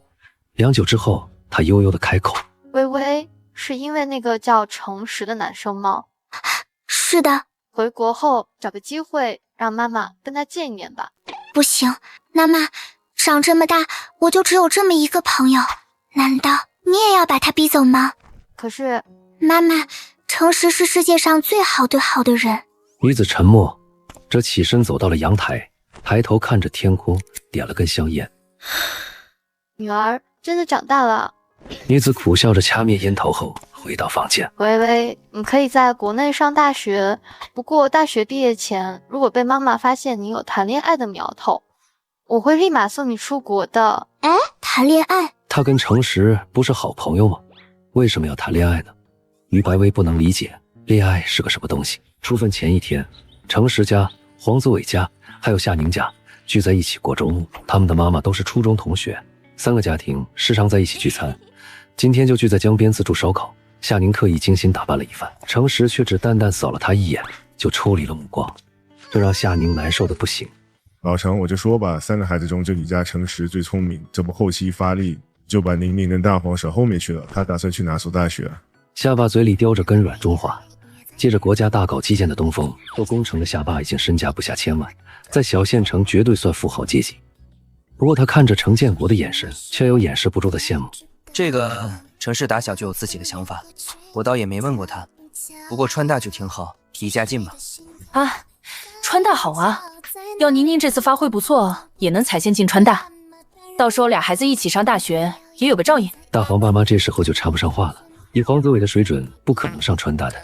对，最好一起上川大，有程实或者宁宁我也放心。下巴是女儿奴，最怕的就是女儿被外弟子拐跑，而程实是他看着长大的孩子，知根知底。女儿对程石也是真挺在乎。这时老程电话响了，看了看来电提示是010开头的，他微微皱眉，按了接听键。你好，是程石同学的家长吗？我没打扰，我是北大招生办的。别扯淡，我儿子什么水平我不知道啊。再说高考成绩都还没出，你们电话就来了，你们这些个骗子一点专业素养都没有。哟，王老生，这才哪儿跟哪儿就接到骗子的电话了？可不是嘛，分数都还没出。此时他电话居然又响了，一看还是010开头的座机，就是号码不一样。老程想直接挂掉的，挂什么开免提？我逗逗这个骗子。老程干脆把电话递给他。陈石家长你好，我是你是北大招生办的吗？刚才说过了。隔壁已经给您打过电话了，家长，清华招生办的。清华的，那您接着说。家长，隔壁是真不行，咱孩子非常有天赋，数学是四川省唯一的满分，挺适合我们清华经管学院的。老夏，还别说，这骗子真下过功夫的。经管学院可是清华最好的3个学院之一。哼，不好意思，咱们家程石已经被哈佛大学录取了，哈尔滨佛学院。下巴说完直接挂了。最开始那个电话又打来了，没完没了是吧？你现在是北大还是清华？我北大。隔壁也打过电话了，家长，咱北大的数学才是全国第一，隔壁给咱提鞋都不配，咱孩子天生就是北大书院的人。你们北大书院再牛，牛得过牛津，咱们程石已经被牛津大学提前录取了。家长，你开玩笑吧？骗你干嘛？牛栏山经济大学，就问你牛逼不牛逼？下巴说完才消停2分钟，电话又来，换成了四川这边的028。这好像是一中的座机号。老程这才意识到不对，赶紧按下接听键，话筒里面传来校长陶勇哭笑不得的声音：程石家长，怎么回事？刚才北大和清华的招生办给你打电话，你怎么说程石被提前录取了？众人面面相觑，尴尬后是激动，激动后是不敢相信。儿子，过来，清华跟北大在抢你。程石、黄子伟和夏宁这边单独架了个烤架，黄子伟在烤肉，夏宁帮着刷个油，程石只负责吃。真香！哎呀，你变了。什么变？以前你不会这么对我的，今天见面，你甚至都没跟我打招呼。不可能，我明明叫了你的。可是你叫我夏同学。你是不是姓夏？是。咱俩是不是同学？对。我叫你夏同学，有毛病？夏宁给狠狠噎了一下。反正你就是变了。行，变，咱们都高中毕业了，过2个月就是大学生，有些改变不是正常的。小程，到底要我怎么做，咱俩才能变得跟原来一样？程石正想告诉他梦里啥都有，就听到老程嗷嗷的嚎了那么一嗓子。大伙，我家老程账户上好像在说清华跟北大在抢你。那必不可能，这是全省前30才有这个待遇，他真正实力大概就全省200名，再超水准发挥也进不了前30的。过去看看。程石率先走了过去，黄子伟跟夏宁随后跟上。5分钟后，程石再三和校长确认，总算信了清北真在抢他，同时也提前知道了自己的高考成绩，总分679，全省第73名，而且数学考了省内唯一满分，真超水准发挥了，甚至还清北能挑个较好的专业。本以为数学拿不到满分的，没想到阅卷老师还是给了，是因为题目太难，除了我，没有人能完整做出来的吧？儿子，咱真能上清华北大了。老程不停地拍着程石肩膀，把他拍得龇牙咧嘴。爸，你这是想谋杀祖国的栋梁。程建国，你轻点。袁女士嘴上这么说，自己却也没忍住，冷不丁掐了程石一下。爸，你看着浓眉大眼的，居然也叛变了。儿子，我没做梦吧？走，今晚蜀香楼安排一桌，老夏还有李哥，咱哥仨不醉不归。老程高兴的立马决定，今晚在林琼最好酒楼安排一桌宴菜。老夏都恨不得拿程石当女婿了，边打你边说：“老陈，今晚谁也甭拦着，我得给小陈喝2杯。”晚上的酒宴，老程、老夏跟大黄8个仨干掉了2瓶茅台，又喝光了1件啤酒。后面老夏硬拉着程石跟他拜把子。程石，咱哥俩还是不能拜把子，我家宁宁铁定对你有意思，以后啊，肯定你就是老哥的女婿。老夏说完这通胡话，就趴在桌上呼呼大睡，而夏宁小脸羞得通红。但程石压根没注意到，他正忙着跟于白薇聊天。诚实，我明天就回国了，后天要不要一起玩？你想去哪里玩？你能带我去游泳吗？诚实眼睛不由蜜朝一条缝。游泳啊，那岂不是说我可以看虞美人穿泳装了？出分那天整个上午，班级 Q 群就响个不停。班上第2名是孙茜，652分，夏宁是第3名，她也超水准发挥了，能进个中流985。大黄哥发挥也不错，虽然985没戏，但211任选。不对，我大黄哥还真能上985。2009年电子科大的调导线出奇的低。黄子伟填志愿时，程实会建议他填电子科大。午饭前，程实收到了虞美人的消息，他也已经回国了。两人分享了高考成绩，学生是考了个吓死人的703分，比程实开挂还高了20多分。对了，程实整个上午怎么话都没一句话？他3针可是班上第1，高考呢？程实跟虞美人聊得正嗨，发现周瑞在班级群里他懒得理会，干脆把 QQ 群暂时屏蔽。因为程实始终没有说话，其他同学竟也开始讨论。你们说程实这次不会考砸了吧？不至于吧，他每次小考都很稳定的。说不好的，高考毕竟不一样。这些讨论竟渐渐甚嚣尘上，以至于班上绝大多数人都认为程实考砸。哎，这程守信，男生，你不会真考砸了吧？肯定考砸了，不过程实可以复读嘛，明年争取考个清华北大。周瑞，你怎么有点幸灾乐祸？我没有，别瞎说。都别瞎猜了。程实考了679分，数学是省内唯一满分。昨天下午，清华跟北大都在抢他。整个 QQ 群都安静了，2分钟都没有一条新消息。我男神这么牛逼的？直到吴山发了条消息后，群里才炸开了锅。数学是省内唯一满分。原本幸灾乐祸的周瑞，因为嫉妒已经面目全非。各位同学都考挺好的吗？恭喜大家！男神，没想到你这么厉害，人家能给你生猴子吗？程实同学，恭喜你！程实，你这次考这么好，我得请大家伙搓一顿。班上其他同学也都起哄。行了，明天早晨7点，我大黄哥家的早餐铺，我请客，他买单。小张，你二大爷。班上同学纷纷吐槽，而程实没有再说什么，正准备放下手机，夏宁却给他发了条私聊信息：程实，明天我们去游泳吧。不去，我旱鸭子还恐水。夏宁没有再发消息，程实不去，他只好叫刘文文陪他。但夏宁不会想到，程实才刚拒绝他，立马就跟于白薇发了条消息。所以我们明天几点去游泳？听你安排。那就下午3点钟吧。第二天，程实跟虞美人去了新开的游泳馆。于白薇的泳衣是程实给她挑的，当然是非常传统的款型。但是于白薇的身材实在是太好了，虞美人再怎么天然呆，也察觉到了程实眼神的不对劲。程实，你在看什么？有条狗跑过去了，又大又白。那不是条黑狗吗？它表面是条黑狗，说不定摸起来很 Q 弹。啊呸！我在说什么？在于白薇懵懂的注视下，程实脸皮再厚也变不下去了。于同学，你真白。于白薇脸颊有些泛红，下意识捂住了自己的胸口，想了想后，却又把手挪开。程实，我真的好看吗？清纯诱惑最致命啊，这谁顶得住啊？学神少女受不了程实的火辣目光。程实，你不要看我了好不好？不，我去买点零食。于白薇轻轻嗯了一声，程实就去买零食了。但是他倒没想到的是，在门口碰到夏宁跟刘文文。刘文文先发现了程实，扯着嗓子叫了他一声。程实还没回答，夏宁就气鼓鼓道：“你不是说你是旱鸭子还恐水的吗？”夏大小姐是真的气。程实穿着泳裤湿漉漉的，显然才刚下过水。夏同学，看破不说破。夏宁脸上顿时挂满委屈，哼了一声，撇过头去。程实懒得再说什么，扭头去买零食。玲玲，怎么回事？我昨天先约他游泳的，他拒绝了，结果自己却跑来了。小程太过分了，宁愿自己一个人来游泳，也不想跟我一起。我真有那么讨厌？夏宁越说越委屈，眼中泛起水雾。刘文文心里却是咯噔一下，程实真是一个人来的吗？不行，如果程实真跟于白薇一起来游泳的，绝对不能让宁人看到。怀着这样的忐忑，刘同学想抢先一步去打探军情，而夏宁换好略带性感的泳衣后，便让刘文文帮他擦防水霜。你自己擦吧，我去解个小手。夏宁不疑有他，嗯了一声。这边程实买了零食后，便去找于白薇。走到泳池，才发现于美人半躺在泳池边。于白薇蹙着眉头，表情竟是有些痛。怎么了？程实，我好像有些抽筋了。挺肚子吗？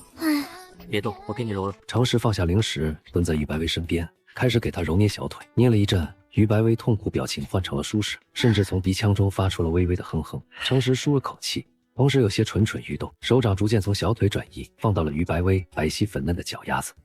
程实，别捏那里，痒。忍一忍嘛。足底按摩有很多好处的。于白薇从鼻腔中挤出一个古怪的音节，羞得脸颊绯红，低着头不敢看程氏。而刘文文把这一幕看在了眼里。程时真跟于白薇一起来游泳的，他还捏人家的脚。于白薇什么表情啊？还挺享受的样子。极度震惊中，刘文文打了个激灵。不行，不能让玲玲看到这一幕。刘文文跌跌撞撞地回头去找夏宁，此时夏宁脸上依旧带着委屈，显然对程氏的拒绝意难平。文文，你怎么了？脸色怎么这么难看？玲玲，我好像中暑了，我们别游泳了吧，带我去医院。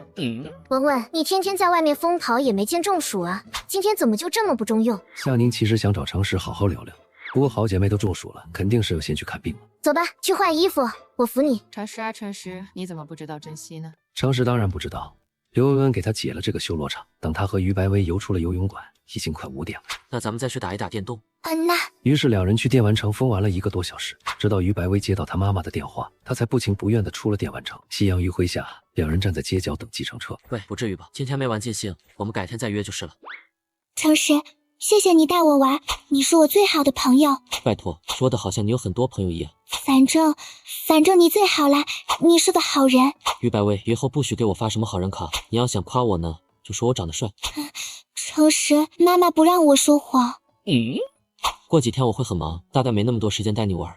你一个人的话会怎么过？我可以乖乖的等你带我玩。于白薇，你还真是个笨蛋呢！你要想跟我说话呢，就给我发 QQ 消息，也不用每次都问我在不在。不出意外的话，未来几10年我大概都是在的。别老问的，还有没有话要跟我说？程时，我不出国了，我也要去川大的经济学院。说完，嘻嘻一笑，上了计程车。看着暮色中跟自己挥手的学神少女，程氏有些发怔。程氏啊，程氏，你何德何能，能让他这么对你？程氏自嘲一笑，他竟感到了少年才能有的心动。接下来的小半个月，程氏在忙着搞钱。作为全市第3的探花，程氏要用市里奖励的15万作为启动资金，而第1名的于白薇压根就没出席表彰大会。他家司机来领了钱，当场就捐给了希望工程。程氏当然不会捐了，他先带着身份证去了趟省城，找了家证券公司开户，然后就开始整天拉着黄子伟泡网吧。黄子伟疯玩魔兽世界，程时则整天盯着 K 线图，边看边在本子上写画画。做好分析后，就给证券公司打电话，让他们帮自己买进股主。但黄哥虽然看不懂程时在干什么，但把他的小金库5000块都拿了出来，支持程时。得了，大黄，作为我的第1个天使投资人，你就等着数钱吧。校长，股票这玩意儿，你真玩得懂，别把裤衩子都赔掉了。程时笑而不语。他记得在2009年这个时间节点，诞生了好几只涨幅恐怖，能接近500%的股票。等到8月初，他这15万本金就能变成100万。同时，在知道吴珊珊妈妈做韩国医美代购生意后，程时果断抽出了5万资金，委托吴妈代购了一批玻尿酸和瘦脸针。这不，程时这么捣鼓一圈后，5万就变成了12万。他给吴妈包了2万的红包，让吴珊转交。吴珊接过后，看着程时，眼睛都是小星星。男神，我妈妈说她下个月就回国了，想约你吃个饭，闪光不？可以啊。医美代购这个生意是可以长期做下去，能多一个稳定的现金流渠道，程时何乐而不为？对程时这个重生者来说，处处都是商机。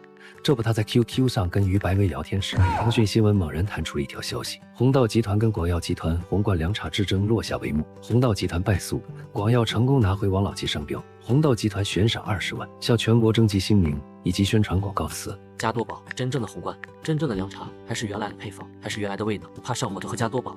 程时把加多宝这个名字和广告词一起发给了弘道集团的邮箱。2天后，程时接到了弘道集团的电话，20万巨款到手。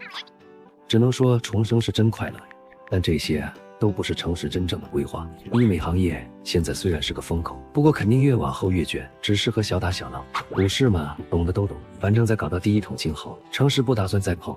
真正能让他赚到海量财富的只有3个领域：金融、房产和互联网。而他真正的创业规划是在进入大学后入局互联网。7月2号，程时去学校拿毕业证书和填志愿，他已经决定放弃清北，就去川大经济学院了。而川大负责招生的副校长听到程时要来川大后，立马跟陶校长打了电话，说他过几天就来一趟临清，必须得请程时同学和他父母吃顿饭。咱孩子真有眼光，等孩子来了川大，相应的福利和补助，只要在我职权范围内安排，通通安排。陶校长口中知道这些后，程时倒是哭笑不得。堂堂川大西南第1985居然都有些甜，那他要知道自己还能把全省第8的于白薇一道拐去川大，会不会突发心脏病？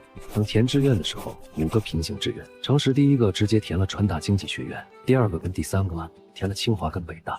填完后给自己都逗乐，是不是有点太膨胀了？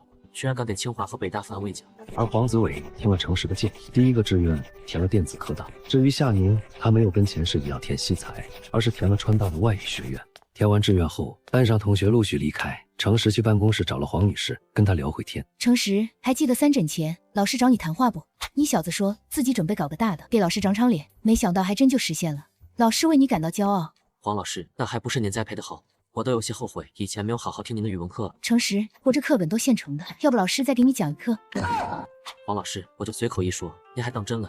黄女士大笑一阵后，换了副吃瓜表情。对了，你小子跟一般的于白薇不会真在谈恋爱吧？听办公室其他老师说，于白薇也填了川大经济学院，把孙老师气得半死啊！黄老师，那要我真的于白薇成了，你来喝喜酒不？来，老师肯定来。我们班的猪能把学校最水灵的白菜给拱了，我脸上也有光。程实瞬间就不后悔以前没认真听语文课。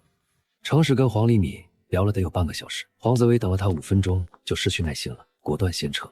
而夏宁一直在教室等他，他在找程实好好聊一聊。不过程实最近在故意在躲他，自上次游泳馆偶遇后，今天他才又见到程实。宁宁，撤了吧，程实估计早偷偷走了。文文，到底是为什么呢？小程现在就真有那么的讨厌我吗？宁宁，那你现在到底怎么想的？你是真发现自己喜欢上程实了呢，还是……我也不知道啊，委屈肯定有。小程以前对我那么好的，他凭什么说不理我就不理我？还有，我就见不得小程跟其他女孩子走得近，尤其班上那个吴珊，她一口一口男神的，真恶心。吴珊拿什么跟他比？小程若真跟吴珊走到一起，夏宁觉得自己肯定好笑多过气愤。宁宁啊宁宁，你现在的对手哪里是什么吴珊，而是邪神少女于白薇啊！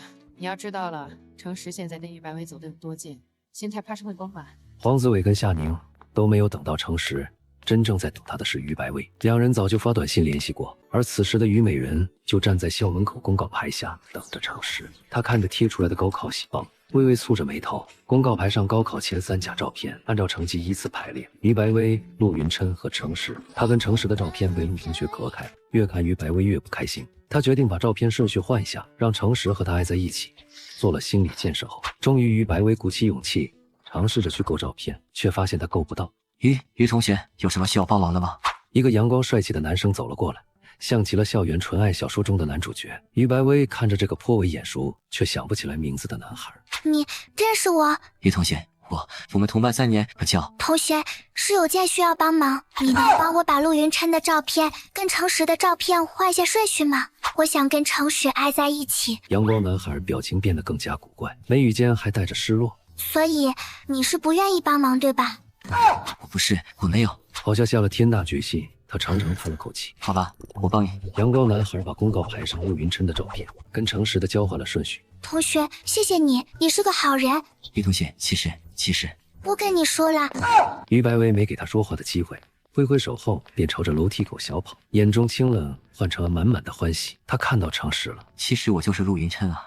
阳光男孩眼中满是落，冷不丁地想起了一句歌词，明明是3个人的电影，我为何不能有姓名？程实刚下楼梯，就看到于白薇站在公告牌下，正跟一个高高大大又长得帅的男生说着什么。他还没来得及打招呼，于白薇就先看到向他小跑而来。那家伙谁啊？忘记问了，他说跟我同班3年，但是我真的不知道他叫什么名字。所以我们下午去哪里玩？游泳还是去打电动？还是打电动吧。那么我们是走路去还是打车？于白薇想了想后选择了步行，两人一前一后，顶着热辣的阳光往电玩城走去。走着走着，程实把左手搭在额头，同时他的右手向后延伸，这是个牵手的妖精。自从确定于白薇跟他妈妈吵架是为了自己后，程实觉得他跟于白薇的关系也到了更进一步的时候。3秒，2秒，难道还是说我有些猴急把他吓到了？难道太早了？还是说我有些猴急把他吓到了？程实就准备把手收回来时，指尖传来了冰凉的触感。于白薇脸颊绯红，牵住了他的手，从起先只敢拉1根手指，变成了2根、3根，直到10指相扣。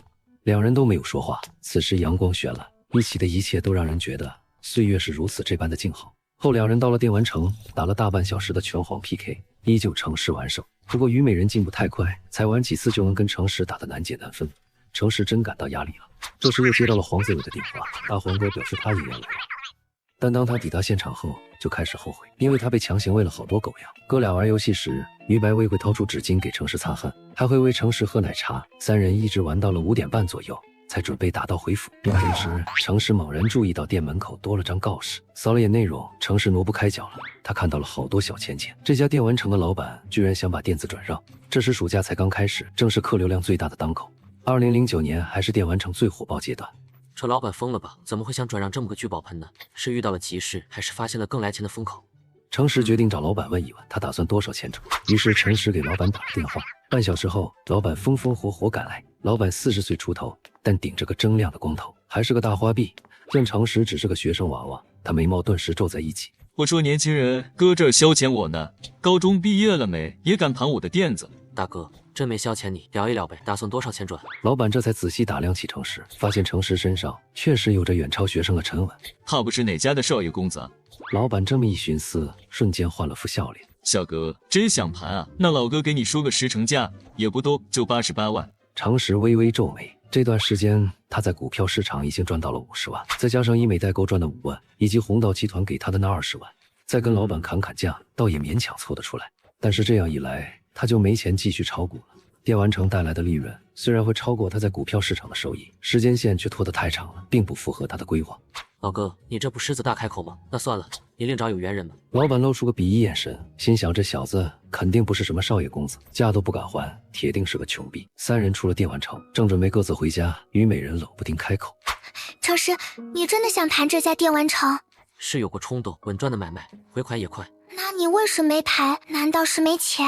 才88万的。程石翻了个白眼，什么叫才88万？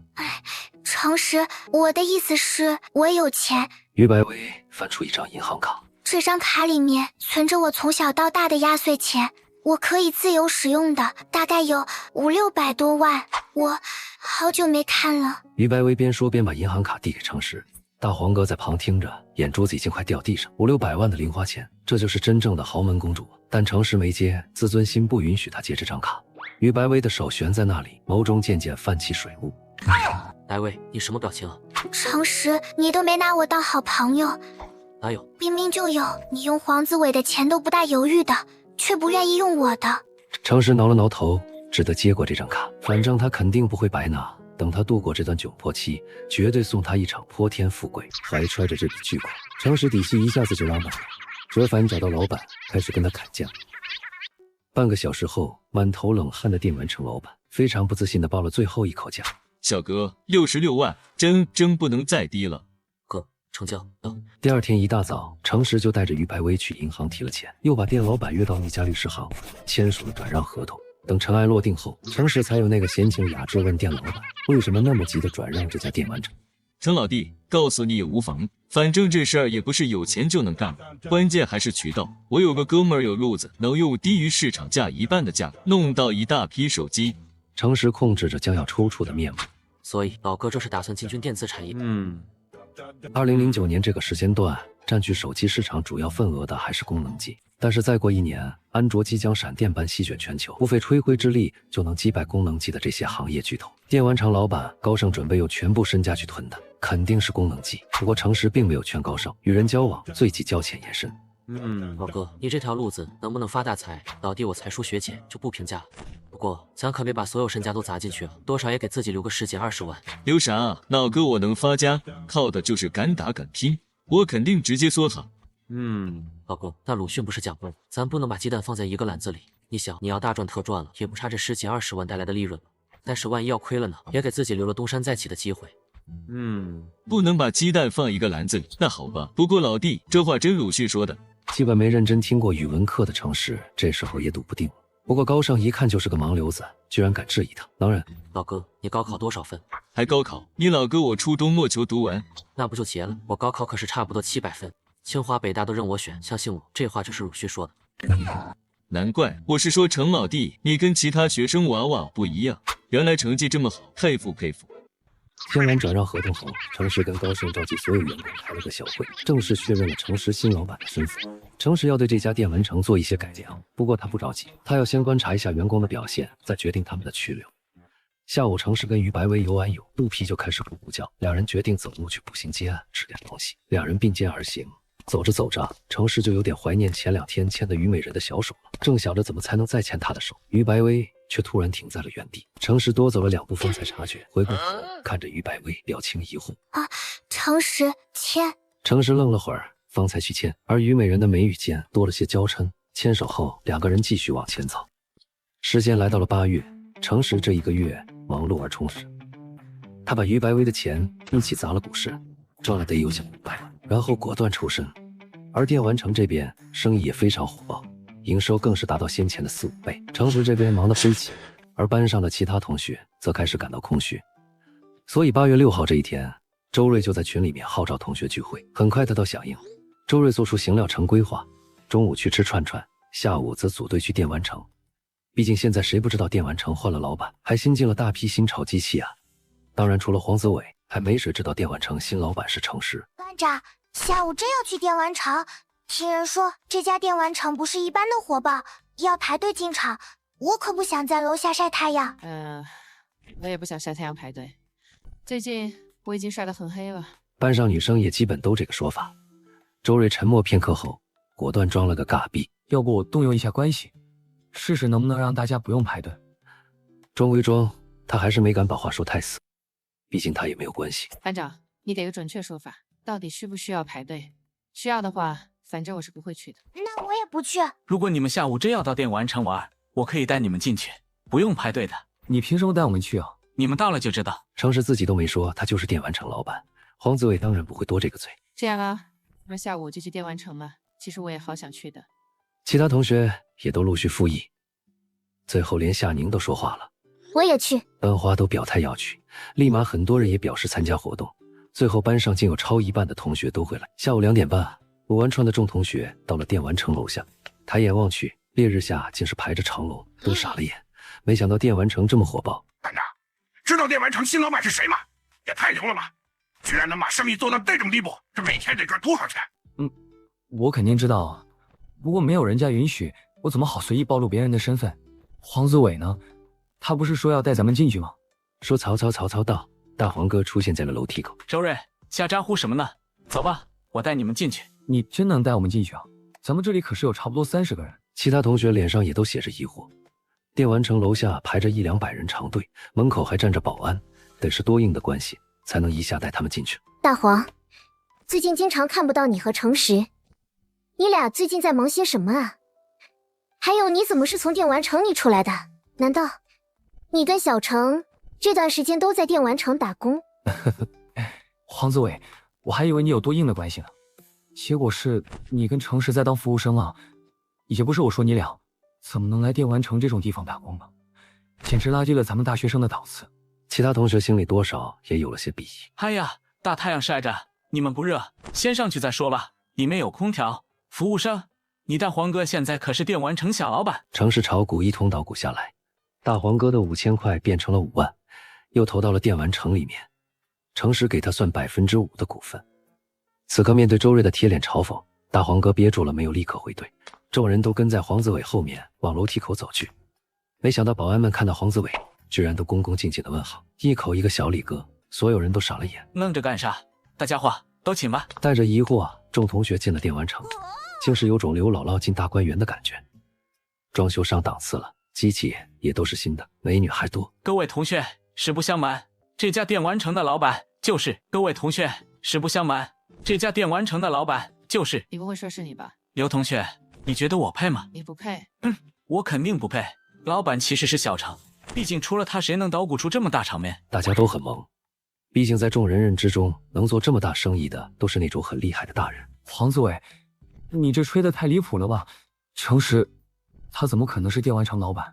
各位，我男生很厉害的，他跟我妈合伙做医美代购的生意，赚了还30万呢。众人再次安静。大黄、小程，谈下这家电玩城花了多少钱？不多，也就60万吧。众人说不出话来，60万对他们来说是难以想象的天文数字。这时程石现身了，看到一众同学，先是诧异，接着朝众人走来，打了招呼，礼貌却疏离。夏宁看着，心里泛起涟漪，他没有想到程石竟能如此闪耀。男生，你花60万谈下了这家电玩城，也太厉害吧！所有同学都看向程石。什么60万？别听大黄瞎说。我就说嘛，诚实，你哪来的60万啊？这家电玩城其实不是你的吧？大概是你家亲戚开的。小山，我哪有瞎说？你就是瞎说，我明明花了66万，怎么到你嘴里就成60万了？6万在你眼里都不是钱了。虽然难以置信，但一众同学也只能接受这个事实。常识在跟众人寒暄几句后，他大手一挥，灭尽今天所有人的单。很快，同学们就都美滋滋去玩游戏了。只有2个人没有接受诚实的慷慨，一个是周瑞，他找了个蹩脚理由后狼狈而逃；另一个是夏宁，他拦住了要走的诚实，脸上委屈又失落。干嘛？诚实，你真要拿我当陌生人吗？夏同学，那天在 KTV， 我不就已经跟你说清楚了吗？需要我重复一遍？那你重复一遍。咱们就当从来没认识过。我哭了，你心里一定在笑话我，对不对？我没那么无聊。行吧，小程，既然你无所谓，我也不再纠缠你了。我们把 QQ 好友删了吧，以后就真的别联系了。删好友？怎么的？你不是说就当咱俩没认识过吗？删好友不是理所当然的。夏宁心里在想，诚实还是在乎自己的。哼，口是心非。这个吧，夏同学，我说实话，你别生气哈。诚实边说边掏出手机递给夏宁看。其实我几天前清理 QQ 时，顺道就把你删了。我要跟袁阿姨说，你欺负我。夏同学，不至于吧？我就要干。讲道理嘛，那不是你说删 QQ 的，我提前几天删了，也不过是预判了你的预判。夏宁咬着唇，眼中都是幽怨。对视数秒后，诚实选择退让。你画个道，要我怎么做？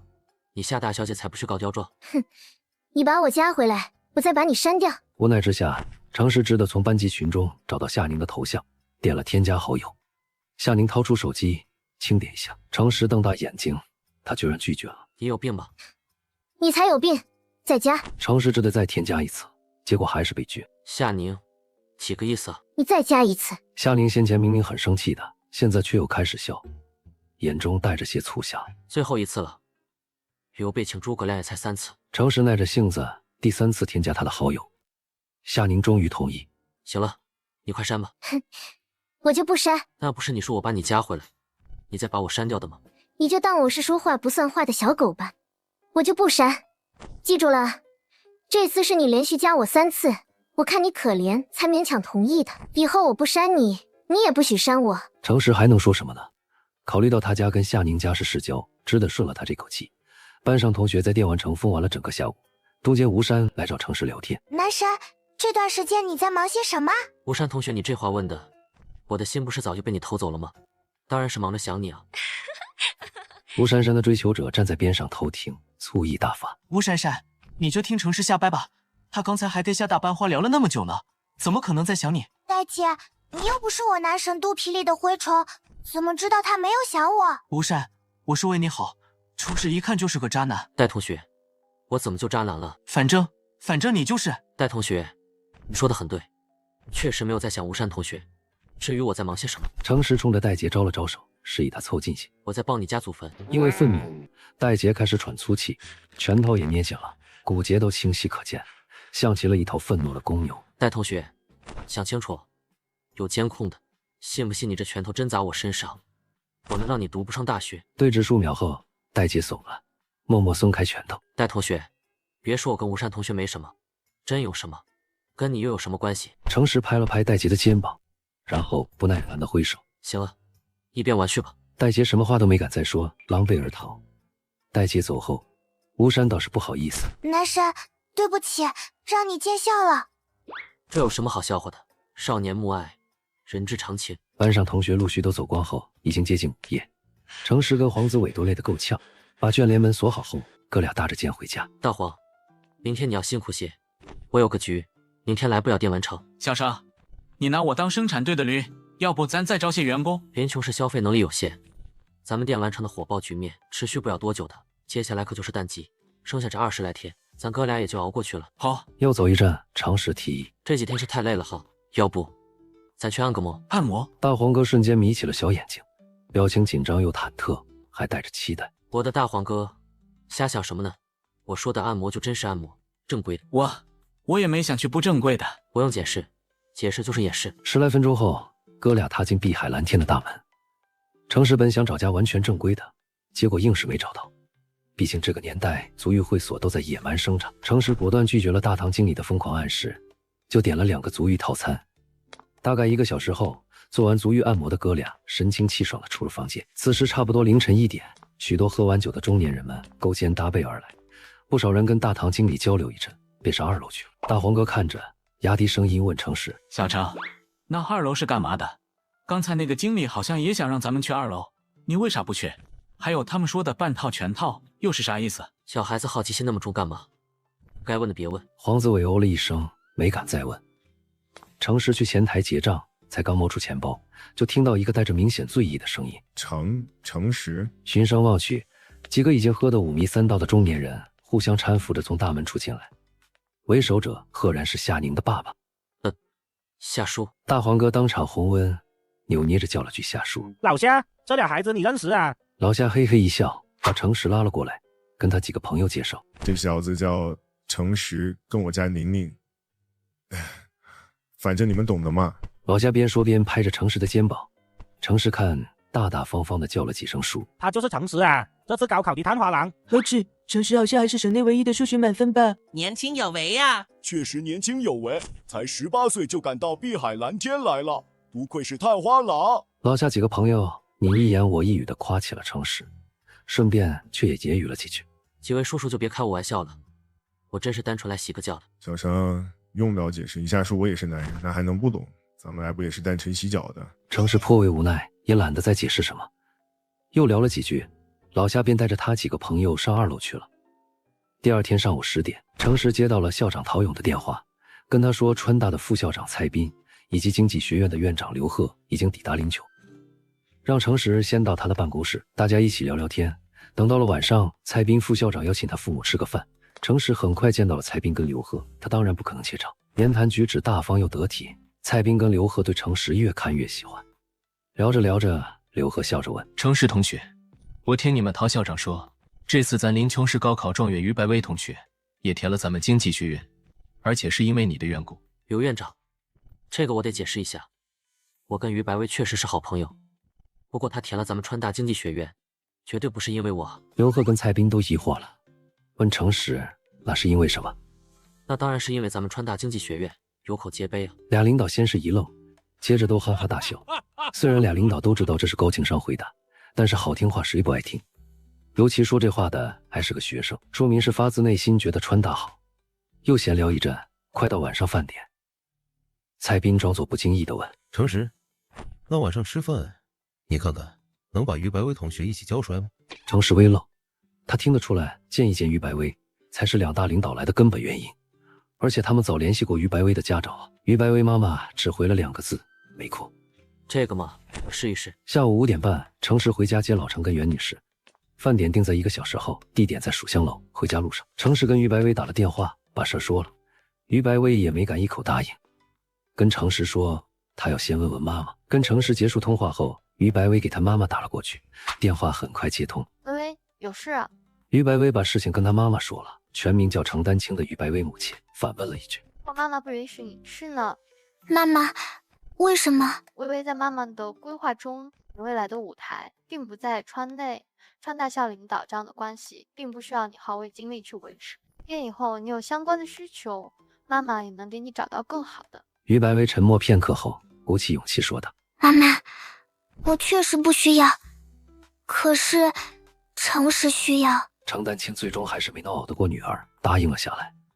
只要牵扯到程石，于白薇就会变得特别犟，程丹青也拿他没有办法。不过程丹青还是提了2点要求：第一，司机肖叔全程接送；第二，饭局结束后立刻就要回家。于白薇悉数答应。将要挂电话时，程丹青冷不丁地问了一句：“对了，微微，今晚的饭局，程石母亲会出席吗？”“那岂不是说今天是你跟程石母亲第一次见面？”“微微，这种情况呢，妈妈的建议是，你应该给程石母亲准备一份礼物。”“啊，妈妈，那我应该送什么呢？”“妈妈卧室大个抽屉有个黑色的盒子，里面有个镯子，你连盒子一起带着，见面时送给诚实母亲吧。谢谢妈妈。母女二人结束通话后，于白薇找到了程丹青说的那个黑盒子。于白薇再怎么聪明，也涉世不深，并没有察觉这是他妈妈挖的一个坑。袁湘琴只是个普通的中学教师，程建国也只是国营钢铁厂的副科级干部。夫妻俩知道川大两位厅级大领导要请他们吃饭时，都非常惶恐。一路上程实都在给他们做心理疏导，夫妻俩总算没那么紧绷。幺儿，你就一点不紧张吗？这有什么好紧张的？我早都习惯了。妈，我的意思是说，甭管蔡副校长跟程院长级别有多高，在我眼中他们就是老师嘛。汤宝儿，你妈我跟你说是心大呢，还是初生牛犊不怕虎？10分钟后，一家3口到了蜀兴楼。此时2位大领导都还没来，程实让服务员把茶倒好，而他自己在用开水给碗筷消毒。在程实的设计下，这一幕恰好被进包间的蔡斌跟刘贺看到，两人眼中都有些赞许。程实这个学生了不得，当真了不得。作陪的陶校长在心中默默为程实点赞。时间到6点半了，有个服务生进来，问今天做东的蔡斌副校长可以上菜了。蔡斌摆摆手，示意先不急。程实与白薇同学走到哪儿了？蔡校长，他应该也快到了的，要不我去接下他。蔡林摆了摆手，示意程实赶快去，毕竟他还是更重视成绩好的于白薇。程实前脚刚走，蔡斌就笑呵呵地说道：家长，你们这宝贝儿子可真了不得，把咱们招生办的工作都给做了，把这次高考全省第8的于白薇同学一道拐进了咱们川大的经济学院。袁湘琴跟程建国都有些懵，于白薇是谁？没听儿子提过。老学长，说起来程实跟于白薇在我们一中那也是一段佳话。高考前我就听到些风声，说着他俩在谈恋爱，是我力排众议，没有过多的去干涉。陶校长做得好呀，少年莫爱，人之常情，本就不该过多干预。听说程实同学的成绩是短短1个月提上来的，这里面指不定还有于同学的大功劳呢。大概就是孔老夫子说的见贤而思齐。见贤而思齐，老学长，您这话有水平啊。袁湘琴跟程建国听得云山雾罩，儿子跟这个叫于白薇姑娘，这是在谈恋爱。不对了，那老夏家的宁宁呢？他们可都把夏宁当成半个儿媳妇了。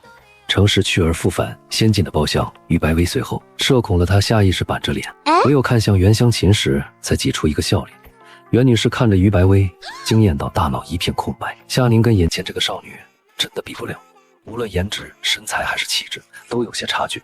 程建国也不由倒吸凉气，见包厢中所有人都在盯着自己，于白薇非常的不好意思，脸颊绯红。蔡校长，于同学来了，可以上菜了吧？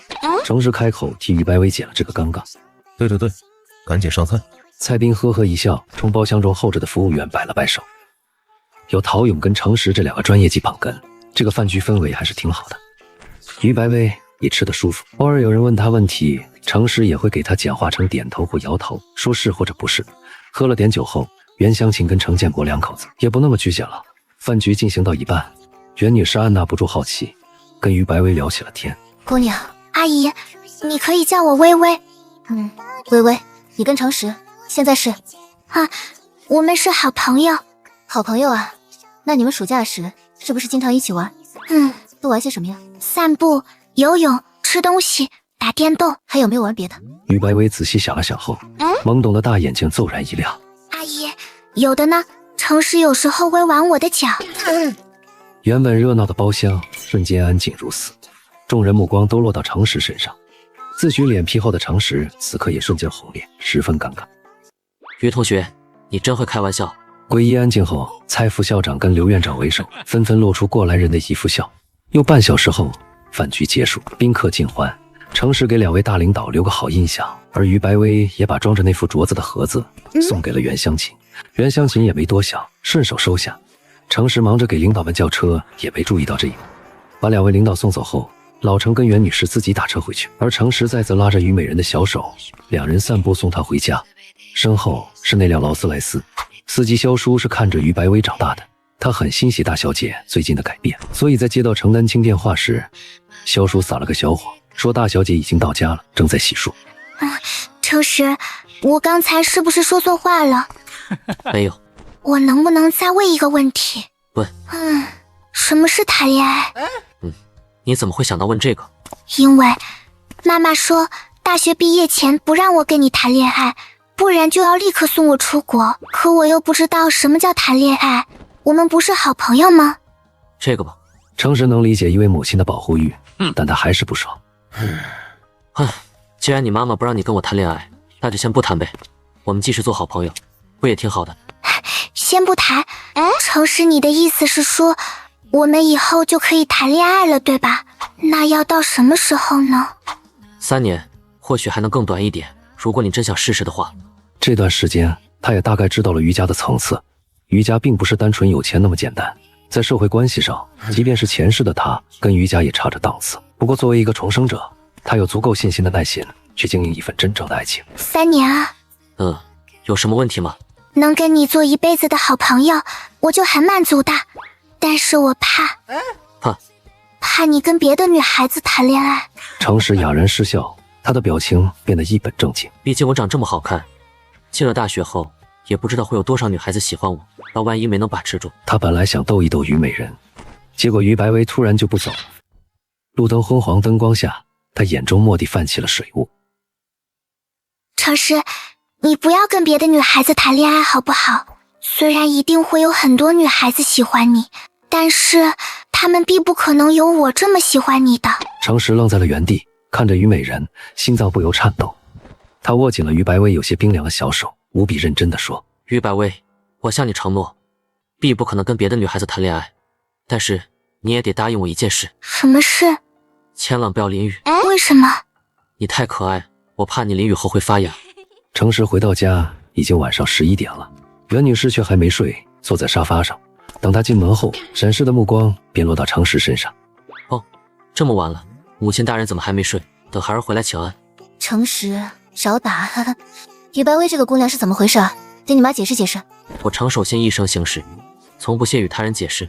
袁女士没有再说话，抓起了茶几上的鸡毛掸子。母亲大人息怒，且听孩儿给您细细禀报。诚实果断认怂，便把事情囫囵着说了一遍。真就只是好朋友？